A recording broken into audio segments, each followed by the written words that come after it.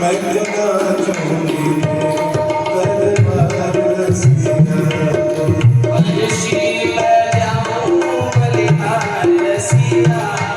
जीवन सीख जाऊं बलिहार रसिया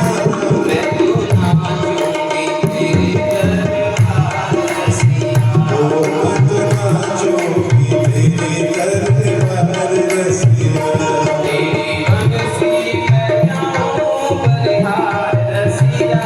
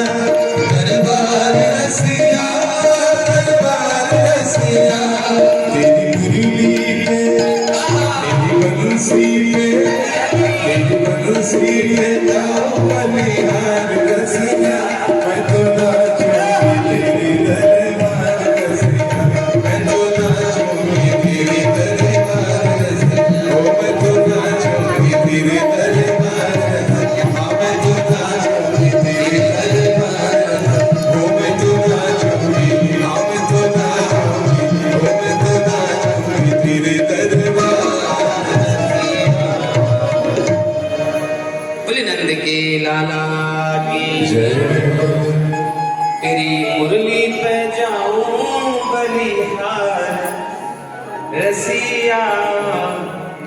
जितने ब्रजवासी है सबने पीताम्बरी पहनी है, बगलबंदी सिर पर पगड़ी बांधी है, कजरा लगाया है, माथे पर तिलक चंदन लगाया है और लाठी लेकर के सब नंद घर के सम्मुख पहुंचे हैं और कह रहे हैं नंदराज जी बधाई हो, बधाई हो, बधाई हो।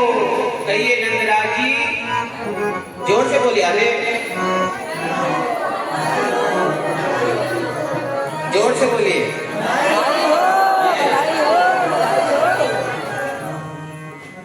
अगर आपके पहाड़ों में जब वो लगलो बटी काकड़ चोर है जाने आपको कहा क्या सुनाते थे बचपन में, हाँ कैसी कैसी बधाइयां देते थे। तो अब लग रहा है कि हाँ आप लोग वही पुराने वाले ही हो। बोले जय श्री कृष्ण। तेरी बंसी पे सब लोग बड़े उत्साह से भाव से बधाई दे रहे हैं। अब जितने ब्रज की गोपियां हैं सब नृत्य करते हुए गा रही है।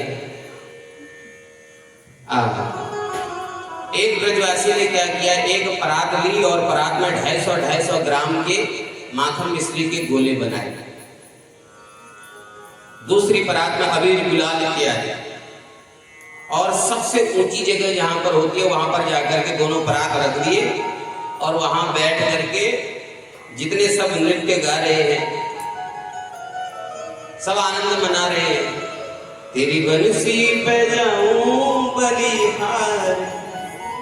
तो उस ब्रजवासी को क्या कर रहा है कि वो सबको चेहरे को देखते हुए निशान में लगा करके गोले फेंक रहा है, सबके ऊपर माखन मिश्री के गोले फेंक रहा है और एक दूसरे हाथ से अबीर गुलाल उड़ा रहा है और सब आनंद से नृत्य कर रहे हैं। तो उन्हीं के बीच में वो 95 वर्ष की माता भी आ गई, जिसको दिखाई कम देता है, सुनाई कम दे रहा है, मुख में दांत नहीं है, वेदांती है।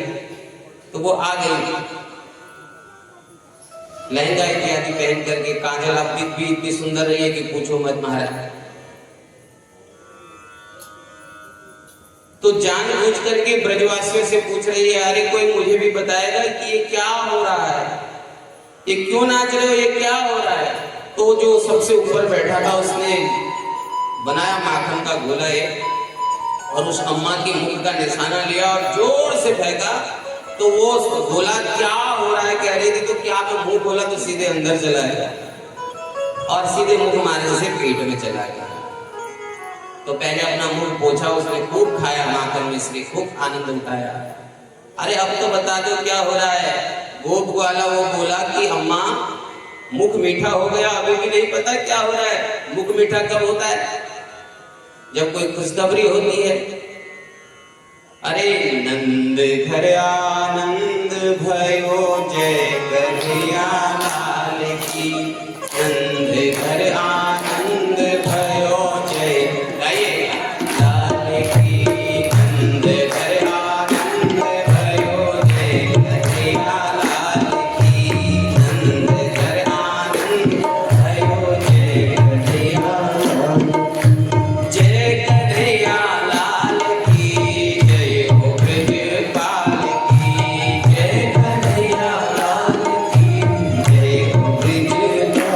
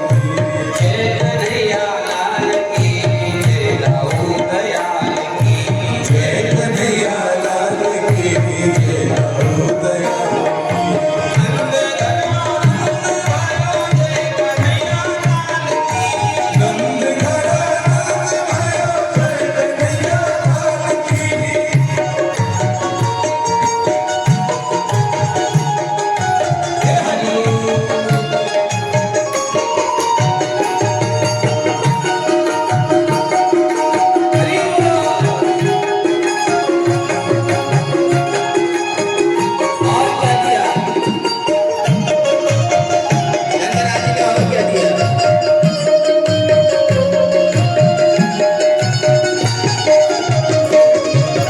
हीरे दिए मोती दिए गाय प्यारी हाल की, हीरे दिए मोती दिए हाल की, हीरे दिए मोती दिए गाय प्यारी हाल की, हीरे दिए मोती दिए हाल की, कंठा और कड़वा दिए की मुक्ता माल की, कंठा कड़वा दिए मुक्ता माल की, नंद घरा नंद भयो जय कन्हैया लाल की, नंद घरा नंद भयो जय कन्हैया लाल की, जय कन्हैया लाल की, जय यशोदा लाल की, जय कन्हैया लाल की, जय यशोदा लाल की, जय यशोदा लाल की, जय दाऊद दयाल की, जय यशोदा लाल की, जय दाऊद दयाल की, नंद घरा नंद भयो जय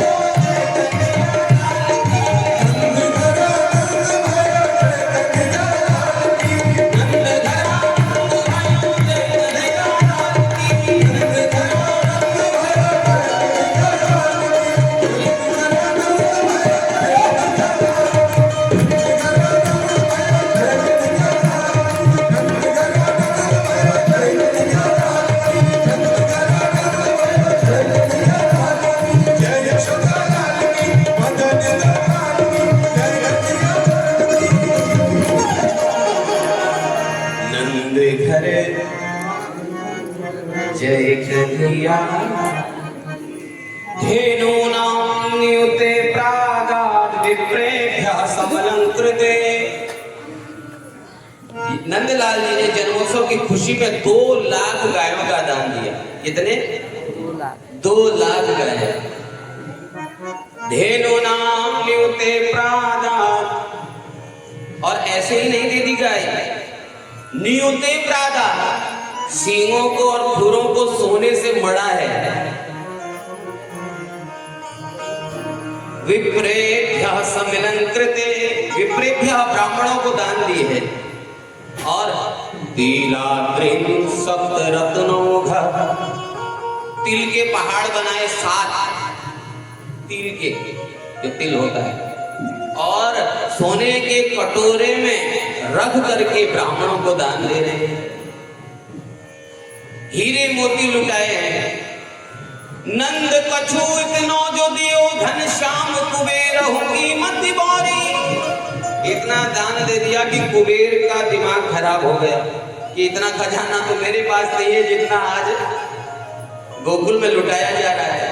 माता लक्ष्मी स्वयं खजाने के ऊपर बैठ गई। अरे मेरे पति का जन्मोत्सव हुआ है, नंदराज जी जितना दे रहे हैं उतना बढ़ रहा है, कम हो ही नहीं रहा है। देखत मोहि लुटाई दियो, न बची बछिया न छछिया ना पिछौरी। सब 25,000 अंदर जा रहे हैं, 50,000 बाहर को आ रहे हैं। सब अपने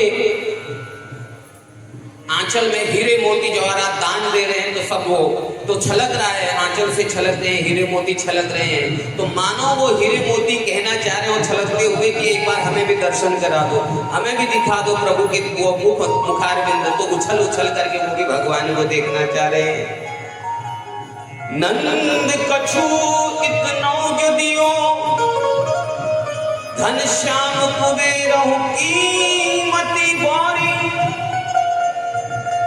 देखत मोहि लुटाई दियो, न बची बछिया न छछिया ना पिछोरी। सब लुटाया, दोनों हाथों से लुटा रहे हैं। रमा देवी स्वयं नृत्य करने लग गई। रमा कहते माता लक्ष्मी को, रमा देवी स्वयं नृत्य कर रही। अब महाराज नंद बाबा के वहां आनंद उत्सव मनाते मनाते 6 महीने हो गए।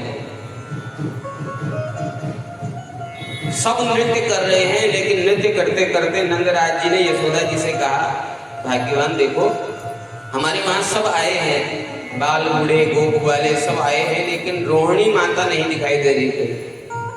रोहिणी जो है वसुदेव जी की दूसरी पत्नी है, दूसरे नंबर की। तो ये ज्यादातर रहती थी यशोदा जी के पास ही, लेकिन जब से कंस ने सबको कारागार में डाल दिया है, सूरसेन के पास अन्य रानियां हैं वसुदेव जी की, ये रोहिणी आ गई अपने सखी के पास, यशोदा जी के पास। तो नंदराज जी कह रहे भाग्यवान देखते हो सब आए हैं, लेकिन रोहिणी भाभी कहीं नहीं दिखाई दे रही। यशोदा जी ने कहा हाँ आनंद में मैंने भी ध्यान नहीं दिया। सब गए, दोनों पति पत्नी रोहिणी माता के घर कुटिया में। तो रोहिणी जी खिड़की से ही वो सब उत्सव देख रही है, आनंद में आ नहीं रही। क्यों? क्योंकि शास्त्र कहते हैं जिसका पति कष्ट में हो, विदेश में हो, किसी समस्या में हो, तो पत्नी को ज्यादा सजना धजना उत्सव मनाना नहीं चाहिए। ये प्रोत्सित भरती का स्त्री का लक्षण है। ओहो अच्छा। तो माता रोहिणी के कमरे में गई, बोली भाभी जी आप क्यों नहीं आ रही? पूरी दुनिया आनंद मना रही है हमारे गोपाल का, आप क्यों नहीं आ रही? बोले भाई साहब हमारा यही से खूब खूब आशीर्वाद है कि आपका लाल जो है हजारों वर्ष तक जिए, आप नृत्य करिए, मेरा मन नहीं है। यशोदा बोली रोहिणी अगर तू नहीं आएगी तो मैं भी नहीं जाऊंगी। सखी तुझे बहन, तुझे चलना ही पड़ेगा। रोहिणी माता ने सोचा अरे रोहिणी च महाभागा नंद गोपाभिनंदिता। रोहिणी माता ने सोचा कि पूरी दुनिया का उत्सव एक तरफ, ये तो गोपाल भगवान का प्राकट्य उत्सव है, इसमें तो जाना ही चाहिए। ज्यादा जिद की तो माता रोहिणी आ गई और गाने लगे जय जय श्री गोकुलेश नंद के दुलारे। खूब भजन कीर्तन हुआ। अब यहाँ पर नंदराज जी ने कहा देखो तुम लोग उत्सव मनाओ, मैं जरा कंस को वार्षिक कर दे करके आता हूँ। छोटे छोटे राजा बड़े राजा को कर देते ना टैक्स, उत्तराखंड सरकार केंद्र सरकार को देती है कि नहीं, तब जाकर के देश की प्रगति होती है। वही पैसा लौट करके फिर हमारे समाज के कल्याण के लिए आता है, योजनाएं बनती हैं। तो आप बैठिए, मैं जरा कंस को कर दे करके आता हूँ। इतना कह करके अन्य लोग नित्य आनंद गाने लगे और नंदराज जी गए कंस के पास। कंस को पता लग गया बालक हुआ है, लेकिन ये पता नहीं है कि ये उसी का काल है, उसी का काल है। कंस ने कहा नंदराज जी सुना है तुम्हारे घर बालक हुआ है। बोले महाराज आप सबका आशीर्वाद से घर में संतान हुई है। बोले हमें बताया नहीं, निमंत्रण भी नहीं दिया। बोले महाराज सब इतनी जल्दबाजी में हुआ, कई लोग कहते हैं ना कि बेटे की शादी में बताओ हमें ही भूल गए, तो आप क्या बहाना लगाएं? बोले महाराज सब इतनी जल्दबाजी में हुआ कि निमंत्रण देने का समय नहीं मिल पाया। जो दुष्ट लोग होते हैं उनसे जितनी दूर रहा जाए उतना अच्छा, ज्यादा नहीं बोलना चाहिए। जो लोग बहुत ज्यादा गुस्सैल प्रकृति के होते हैं, जिनका रिकॉर्ड खराब होता है, उनसे नमो नारायण ही करना चाहिए। हाँ जी बिल्कुल आप जो कह रहे हैं ठीक है, बिल्कुल ज्यादा बस गलवैया घूमनी चाहिए और निकल जाना चाहिए। जी महाराज जी आप क्या ऐसा ठीक है आएंगे कभी। जी महाराज कर दे करके नंदराज जी वहां से निकले। तो मार्ग में यहाँ कंस ने कुछ दिन के लिए वसुदेव और देवकी को छोड़ दिया, कुछ समय के लिए छोड़ दिया। मार्ग में वसुदेव जी से भेंट हुई और वसुदेव जी और नंदराज जी बचपन के मित्र हैं। जैसे मिले तो नंदराज जी बिल्कुल चिपक करके फपक फपक कर रोने लगे। अहोते देवकी पुत्रा कंसेन बहवो हता एका वसिष्ठा विरजा कन्या सापी दिवंगता। ओहो वसुदेव बड़े कष्ट की बात है, जितने पुत्र तुम्हारे घर हुए दुष्ट कंस ने सब मार दिया। कंसे न बहवो हता। और सुना कि बाद में एक कन्या भी हुई, वो भी अनंत आकाश में चली गई। बड़ा दुख हुआ ये सुन करके भैया, बहुत दुख हुआ। अब वसुदेव जी कैसे कहें कि वो कन्या तुम्हारी थी और तुम्हारे पास जो पुत्र है वो मेरा है। अगर ऐसा कहते हैं तो कंस जो है इसी ताक में लगा है, उसके गुप्तचर सब फैले हैं। वसुदेव जी ने कहा क्या कर सकते हैं, होने को कौन टाल सकता है, ये भाग्य की बात है। तुम्हारे घर मेरा एक पुत्र तो पल ही रहा है, रोहिणी जी का पुत्र बलराम जी, वो मेरा ही पुत्र है। बोले तुम्हारे पुत्र को भी मैं अपना ही समझ लूंगा। नंदराज जी ने कहा अरे मेरा थोड़ी ना अपना ही, तुम्हारा ही है कि आनंद मिल जाए दुख ना हो, मेरा नहीं तुम्हारा ही है। ठीक है भैया मैं अपना ही समझ लूंगा। थोड़ी देर तक बड़ा सत्संग हुआ। यहाँ पर कंस ने आपातकालीन जो मीटिंग बैठाई थी, कंस ने सभा के बीच में कहा सैनिकों से कि मेरे शत्रु ने जन्म ले लिया है और तुम लोग सब सो रहे हो। मेरा शत्रु अवतार ले चुका है, जन्म ले चुका है, क्या करना चाहिए? बड़ा होकर के मुझे मारेगा तो इससे पहले कि क्यों ना अभी उसको ढूंढ करके मार दिया जाए। सैनिकों ने कहा ठीक है महाराज, लेकिन जाएं कहाँ, ढूंढे कहाँ ले रखा है, बताओ तो सही, कुछ पता तो हो तब ना मारे। बोले यही तो सोचने वाली बात है। इतने में जाकर के कंस की एक सेविका है, नाम है पूतना। क्या नाम? पूतना। पूतना आकर के बोली महाराज मैं करूंगी आपका यह प्रिय कार्य, मैं मारूंगी तुम्हारे शत्रु को। कंस ने कहा तुम कैसे जाओगी पूतना? मारोगी तो ठीक, लेकिन जाओगी कैसे?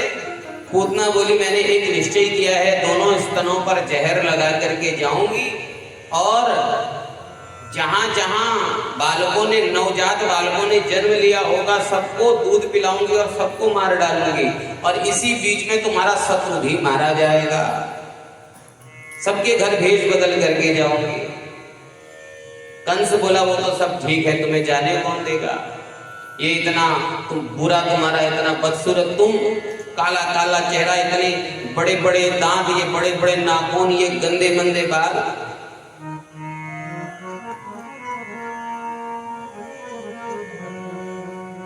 आहा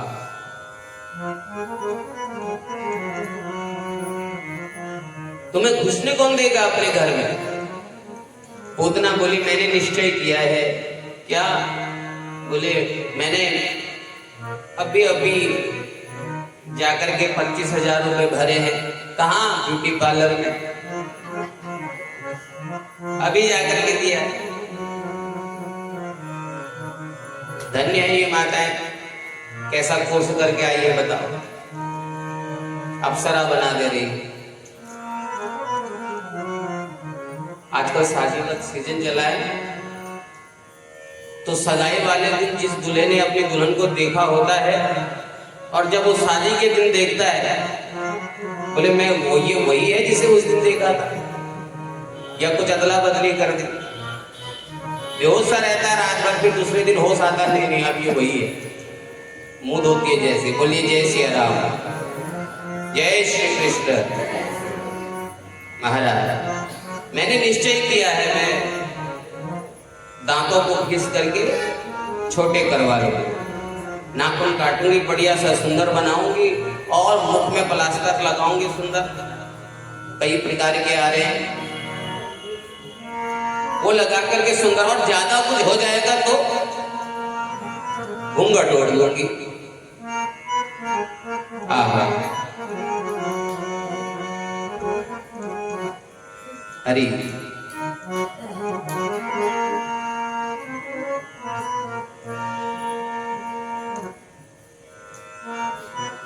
पूतना ने जब ये सारी बातें कही कि घूंघट लगा करके चले जाऊंगी, फिर मुझे कौन पहचाने। वैसे ये घूंघट का जो प्रचलन है ना, हमारे भारतवर्ष का प्रचलन नहीं है, भारत की सभ्यता में घूंघट है ही नहीं। श्री रामचरितमानस में कहीं भी नहीं पढ़ेंगे कि माता सीता जी ने अपने ससुर के सामने, दशरथ जी के सामने घूंघट किया हो। घूंघट का कोई हमारे वहां पल्लू रखने का रिवाज है, ये घूंघट करने का नहीं है, ये तो पाश्चात्य संस्कृति से यहाँ आया है। अब घूंघट रख लो इतना लंबा और अंदर से गालियां सुनाओ तो क्या फायदा उस घूंघट का। पूतना बोली मैं घूंघट कर लूंगी, लेकिन आपके शत्रु को मार दूंगी। पूतना ने घूंघट इसलिए लगाया क्योंकि वो काली ज्यादा है। अपने स्तनों पर जहर लगाया और जहां जहां जहां जहां बालक थे सबको दूध पिलाया, सबको मार डाला।